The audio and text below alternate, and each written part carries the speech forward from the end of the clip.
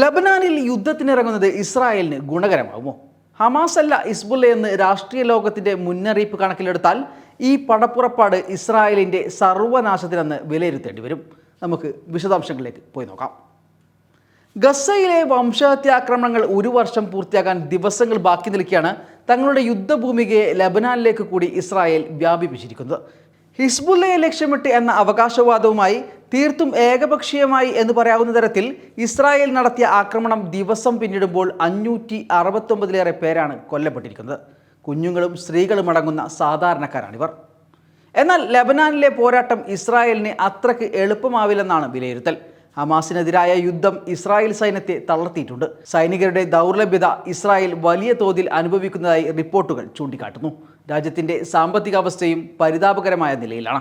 ഇതിനു പുറമെ ബന്ദികളെ തിരിച്ചെത്തിക്കാനും വെടിനിർത്തലിനുമായി വലിയ സമ്മർദ്ദമാണ് പൊതുജനങ്ങളിൽ നിന്നും നെതന്യാഹു ഭരണകൂടം നേരിടുന്നത്.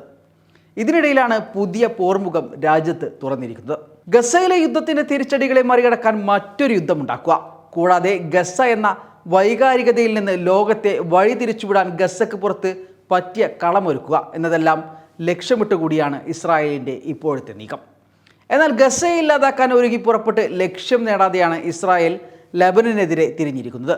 യുദ്ധം വ്യാപിപ്പിക്കുക എന്ന ലക്ഷ്യം നടപ്പാകുമെങ്കിലും ഈ ആക്രമണം ഇസ്രായേലിന് ഗുണകരമാവില്ലെന്ന് രാഷ്ട്രീയ ലോകം ചൂണ്ടിക്കാട്ടുന്നു. മാത്രമല്ല, വളരെ മോശമായ പരിണിതമായിരിക്കും യുദ്ധം ഇസ്രായേലിന് സമ്മാനിക്കുക.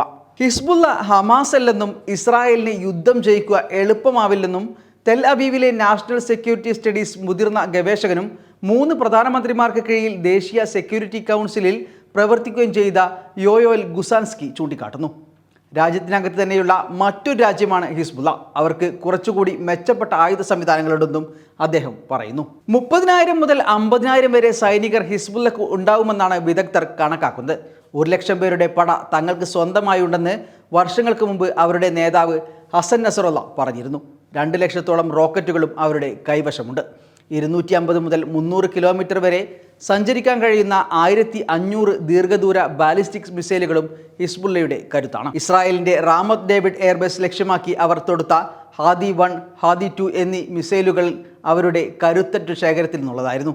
ലബനാൻ അതിർത്തിയിൽ നിന്ന് 30 മൈൽ അകലെയായിരുന്നു റാമത്ത് ഡേവിഡ്. വളരെ ചെറിയ രാജ്യമായ ഇസ്രായേലിന് ആൾബലവും കുറവാണ്. അതുകൊണ്ട് തന്നെ ഗസക്കൊപ്പം വടക്കൻ അതിർത്തിയിൽ കൂടി അവർക്ക് കൂടുതൽ ശ്രദ്ധിക്കേണ്ടി വരും. രണ്ടാമതൊരു യുദ്ധം തുടങ്ങിയാൽ നേരത്തെ പറഞ്ഞതുപോലെ പ്രതിരോധ സേനയിലെ ആൾക്ഷാമത്തെ നികത്താൻ ഇസ്രായേലിന് കഴിയാതെ വരും. അടുത്തതായി സാമ്പത്തിക പ്രതിസന്ധി. Organisation for economic corporation and ഡെവലപ്മെൻറ്റിൻ്റെ കണക്ക് പ്രകാരം ഏപ്രിൽ മുതൽ വലിയ പ്രതിസന്ധിയാണ് ഇസ്രായേൽ സമ്പദ് വ്യവസ്ഥയെ അഭിമുഖീകരിക്കുന്നത്.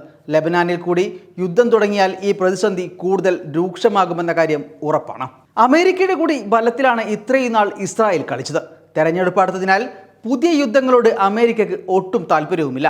അമേരിക്ക ആയുധം നൽകാതെ വന്നാൽ ഇസ്രായേലിന് ഈ യുദ്ധത്തിൽ നിന്ന് നിർബന്ധമായും പിന്മാറേണ്ടി വരും. ഇറാനാണ് ഹിസ്ബുള്ളയുടെ പ്രധാന പങ്കാളി. യുദ്ധം ഇനിയും നീണ്ടുപോവുകയാണെങ്കിൽ ആളും അർത്ഥവും നൽകി ഹിസ്ബുള്ളയെ പിന്തുണക്കാൻ ഇറാൻ ഉണ്ടാകും.